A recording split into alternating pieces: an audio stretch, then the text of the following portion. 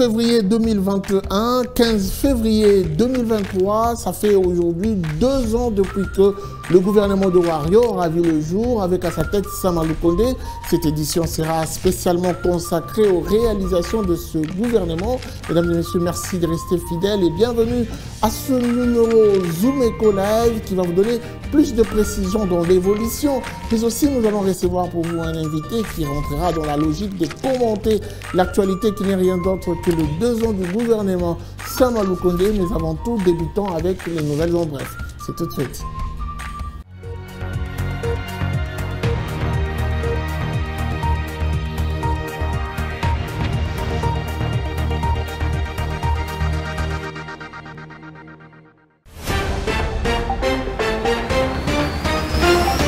Information du jour. D'après les données statistiques officielles publiées par le ministère des Mines, la République démocratique du Congo a réalisé une production de 115 371 tonnes de cobalt au cours de l'année 2022. Cette production est en hausse par rapport à son niveau de l'année 2021 où elle a été estimée autour de 93 000 tonnes. Ces données statistiques renseignent également qu'au cours de la même période, la RDC a exporté 115 371 tonnes de cobalt contre 93 000 tonnes pour 2021. Autre information, la production de l'or brut en République démocratique du Congo a connu une baisse de l'ordre de 1992 kg représentant 6,12% du total de la production annuelle. C'est ce qui ressort de données statistiques publiées par le ministère congolais de Mines sur son site web. D'après la même source, la production totale de l'or brut en 2022 est de 29 498,9 kg contre 31 421,5 kg en 2021. Plus de détails sur Zoom.net. Poursuivons ces informations avec le vice-premier ministre, ministre de la fonction publique, de la modernisation de l'administration et innovation du service public, Jean-Pierre Liaou, qui a instruit le parti concerné à procéder à la paie complémentaire des retraités de la première vague et les indemnités de la deuxième vague dans un délai ne dépassant pas une semaine. Cette instruction du patron de la fonction publique de la République démocratique du Congo a été donnée au cours d'une réunion tenue le lundi 13 février 2023 avec le parti prenante chargé de l'exécution du dit processus.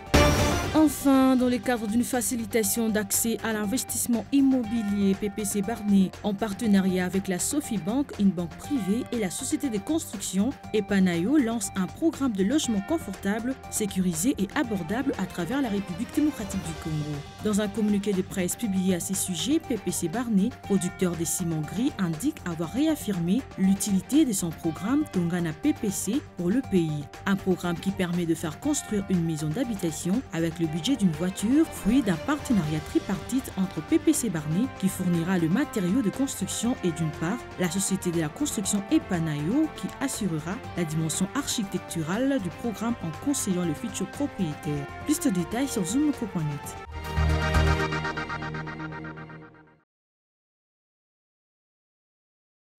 Les chiffres clés du jour nous sont présentés par Judith Unamaka. Elle aussi va nous donner des détails chiffrés avec précision à l'appui sur l'évolution du budget en République démocratique du Congo, principalement dans cette période fourchette de 2021 à 2023. C'est tout de suite.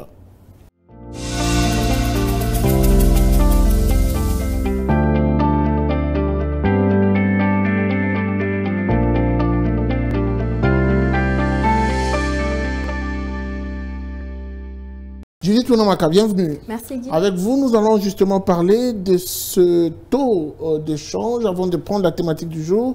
Et d'ailleurs, d'habitude, vous nous présentez le taux officiel et celui parallèle. Qu'est-ce qu'on doit retenir? Voilà, en prenant en compte le tarif de bourse en République démocratique du Congo, on peut noter que sur l'officiel, 1 dollar se troque à 2035 francs, un franc CFA se négocie à 3,33 centimes et 1 euro vaut 2185 francs congolais.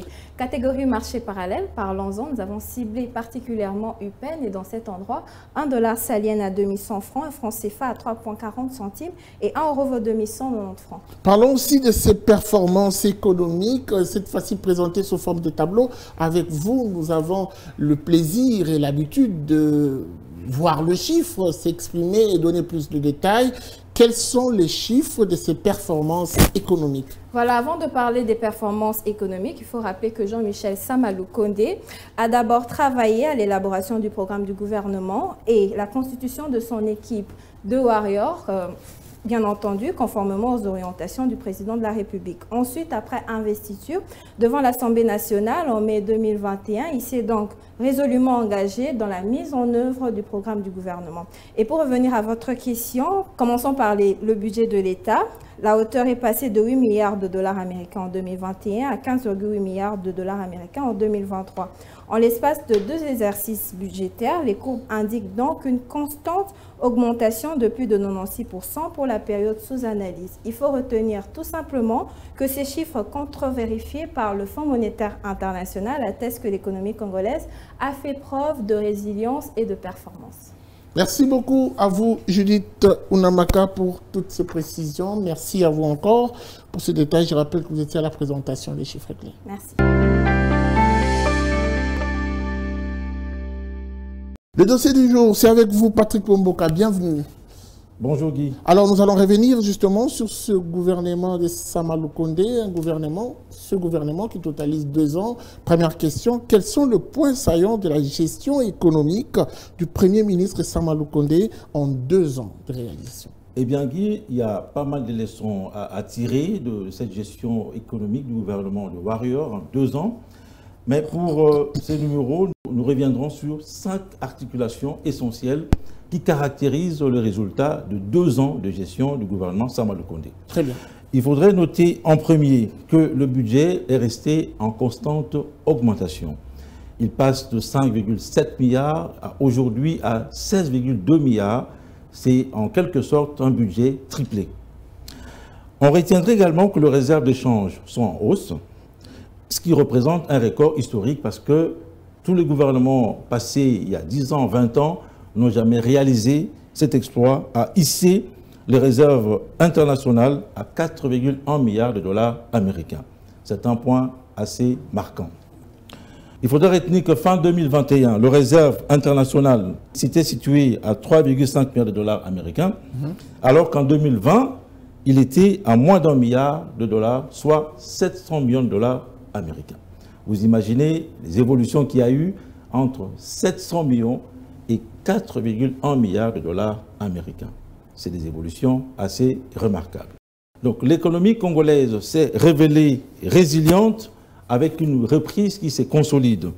Tenez, en 2022, la croissance s'est située à 6,6%, mieux que l'année précédente, où le PIB était de 5,7%. Alors vous vous rendez compte que le résultat obtenu en 2022 est de très loin supérieur à celui observé en 2020, où la croissance économique s'était limitée à 1,7%. Le marché de change a été marqué par une sorte de dépréciation de la monnaie nationale, mais une dépréciation qui a été maîtrisée. Il faudrait noter qu'à fin 2022, la monnaie nationale a enregistré une dépréciation évaluée à 0,79%, alors qu'en 2020, le pic était de 15,2%, ce qui était énorme. Il faudra aussi noter que l'inflation importée a été plus ou moins contrôlée grâce aux efforts de préservation du pouvoir d'achat des consommateurs. Et en ce moment-là, on a terminé l'année 2022 à 12%, alors qu'en 2020, on était à 15,7%, avec une légère amélioration constatée en 2021 autour de 5,3%. Voilà, il y a quand même de quoi dire qu'il y a eu beaucoup de réalisations, mais ma question, c'est de savoir quelles ont été les actions, les mesures et même les stratégies qui sous-tendent toutes ces performances. Il faudrait noter, Guy, qu'il y a eu dans ce programme de gouvernement de Warrior un ensemble de 343 actions. Des actions qui ont été sélectionnées en fonction de leur impact et de leur visibilité. Et parmi ces actions, il y en a certaines qui ont été dites prioritaires et emblématiques dans la seule volonté du gouvernement Sama Lukonde de faire de la République démocratique du Congo un État fort, prospère et solidaire. L'ensemble de 343 actions du gouvernement Sama Lukonde ont été regroupées en 4 grands secteurs qui comprennent 15 piliers. Eh bien, s'agissant du secteur économie et finances, par exemple, vous retiendrez que le gouvernement de Warrior a prévu de se focaliser sur l'amélioration de la gouvernance dans la gestion des ressources naturelles, l'amélioration du climat des affaires et la diversification de l'économie nationale. Si l'on s'en tient aux observations du Fonds monétaire international, l'on se rend bien compte que les perspectives économiques concernant la République démocratique du Congo sont bien favorables et ces perspectives sont éventuellement basées sur les exploits réalisés par les secteurs miniers qui démontrent que c'est possible de maintenir cet élan de croissance avec un marché aussi prospère. Merci beaucoup à vous, Patrick Bomboka, pour toutes ces précisions. Je vous remercie. Après lui, nous allons renchérir cette fois-ci en recevant un invité. Il va aussi nous parler de ce gouvernement, nous donnant quelques détails. C'est tout de suite après ceci. Suivez.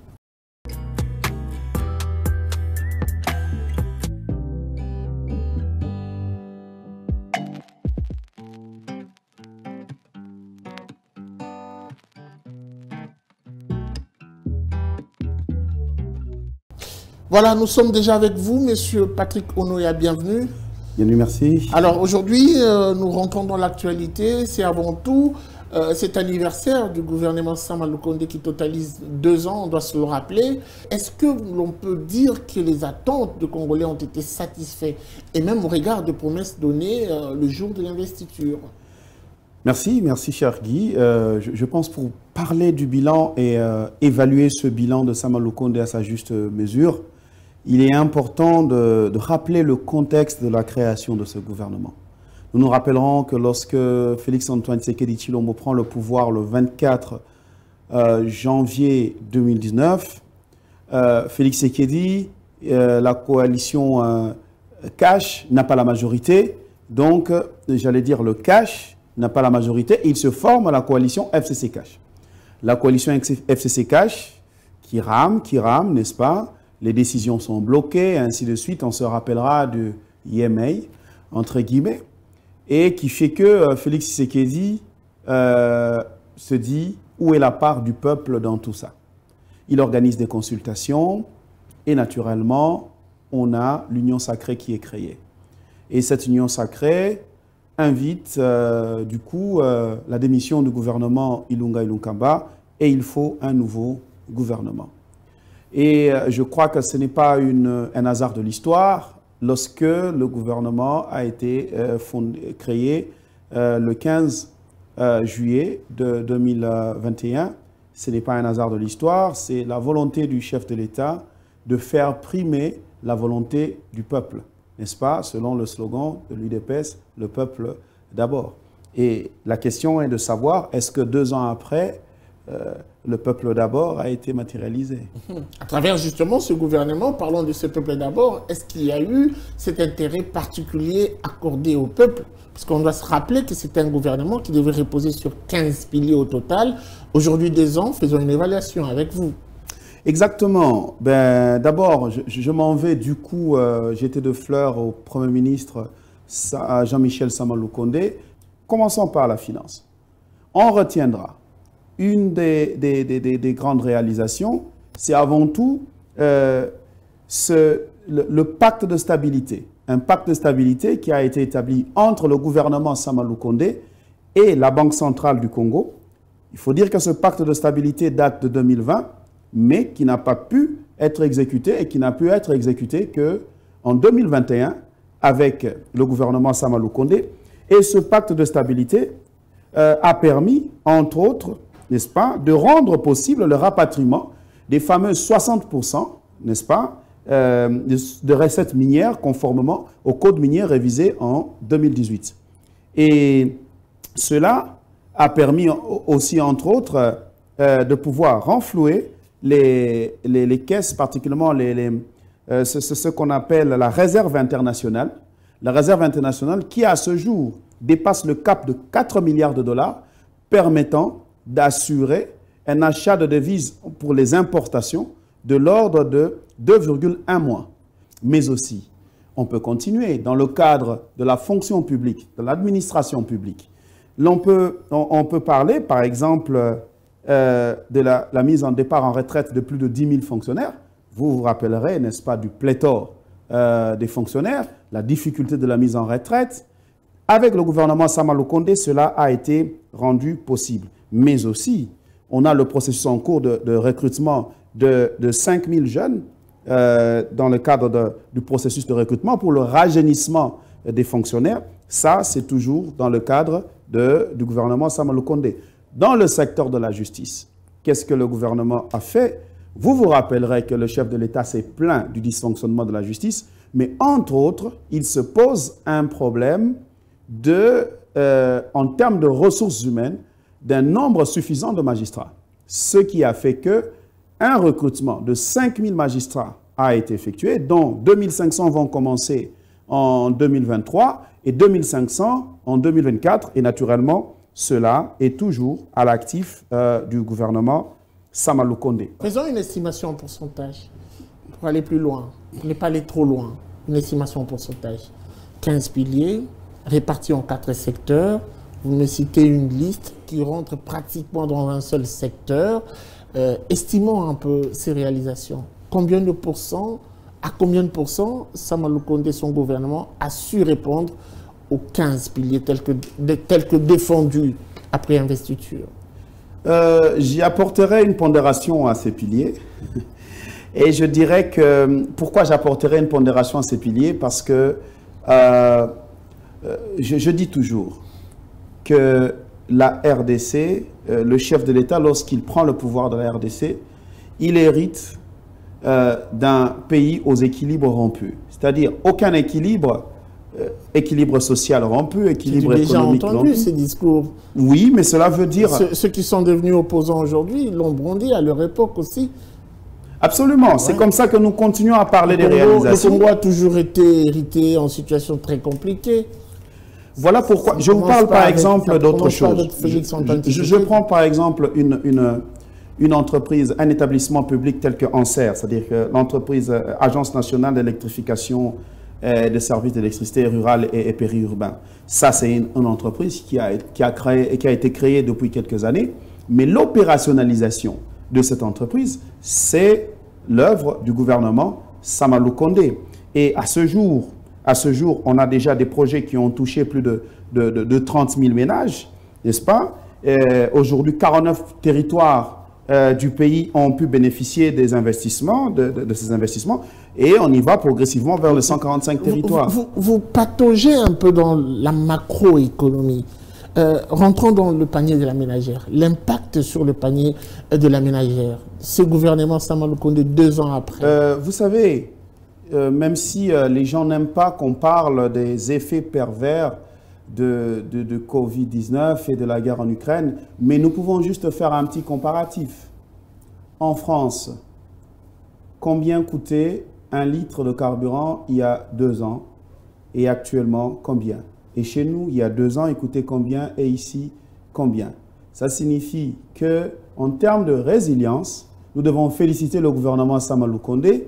Quoique on a senti une petite augmentation, mais ce n'est pas de l'ordre du simple au double tel qu'en France. Ça signifie que quelque part, le gouvernement s'est mis en œuvre, n'est-ce pas, s'est activé pour pouvoir faire en sorte que les effets pervers de la guerre de l'Ukraine ne se fassent pas trop ressentir sur le panier de la ménagère. Vous êtes expert en investissement, c'est ça? Exactement. En République démocratique du Congo. Je pense que c'est une première, mais ça ne sera pas une dernière. Merci beaucoup. Je vous en prie. Voilà, nous allons poursuivre après lui pour prendre la prochaine rubrique. C'est tout de suite après ceci. Suivez. Le marché du jour nous présente le prix de produits surgelés à Kinshasa. Et pour en parler, nous recevons Naomi Kandé après ceci. Suivez. Alors Naomi Kandé, bienvenue à vous. Merci. Avec vous, nous allons justement revenir sur le prix ou l'évolution des prix de produits surgelés à Kinshasa. 2 ans après l'investiture du Premier ministre Sama Lukonde, où en sommes-nous aujourd'hui avec le prix des produits surgelés qui ont connu une instabilité? Alors pour aujourd'hui, on vous emmène le prix des produits surgelés actualisé dans ce nouveau numéro de Zoom Wednesday. Très bien, nous allons donc prendre déjà ces prix et nous allons nous retrouver juste après.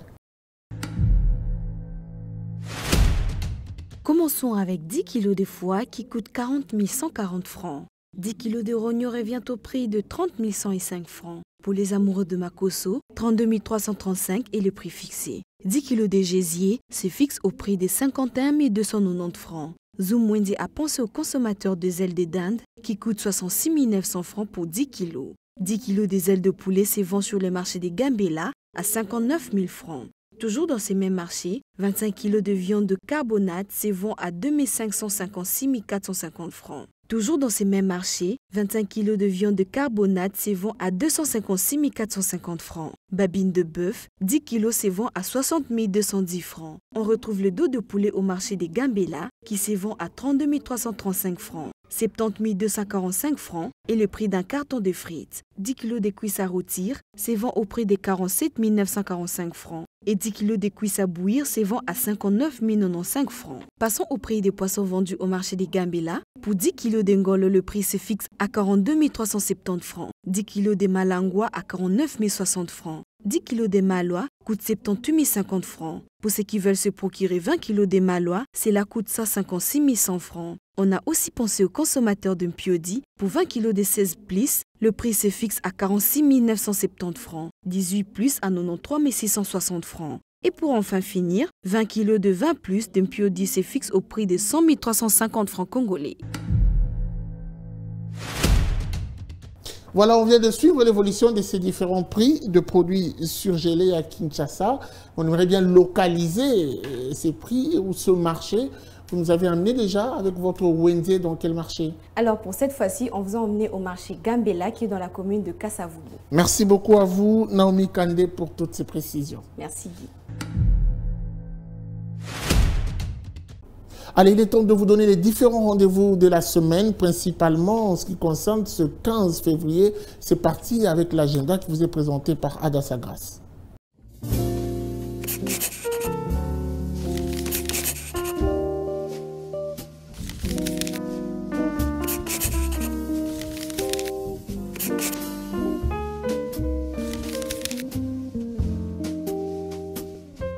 Bienvenue à l'agenda, voici les rendez-vous du jour. UBA RDC et la Fédération des entreprises du Congo FEC en sigle organisent une séance d'information et des formations sur le programme d'entrepreneuriat TF 2023. Ce jeudi 16 février 2023 de 9h à 14h à Kinshasa, précisément au siège de la MONUSCO. Un autre rendez-vous à prendre cette fois-ci avec Edmark Kinshasa qui à son tour tiendra une activité de création de business ce vendredi 17 février 2023 à Kinshasa et sera axé sur le thème « Vers votre indépendance financière ». Signalons également que la première édition de la Foire nationale de jeunes sur l'emploi et l'entrepreneuriat en RDC commencera du 20 jusqu'au 23 février 2023. 4 jours d'orientation et de rapprochement qui sera axé sur les thèmes « Un échange professionnel où les jeunes peuvent rencontrer et discuter avec un grand nombre de facilitateurs d'emploi et d'entrepreneuriat œuvrant en RDC ». Et pour finir, le deuxième forum international sur l'éducation et la formation de femmes se tiendra le 3 mars 2023 de 9h à 17h à l'hôtel Rotana de Kinshasa avec les thèmes « Femmes, lève-toi et impacte ta génération ». Merci de nous avoir suivis. Au revoir.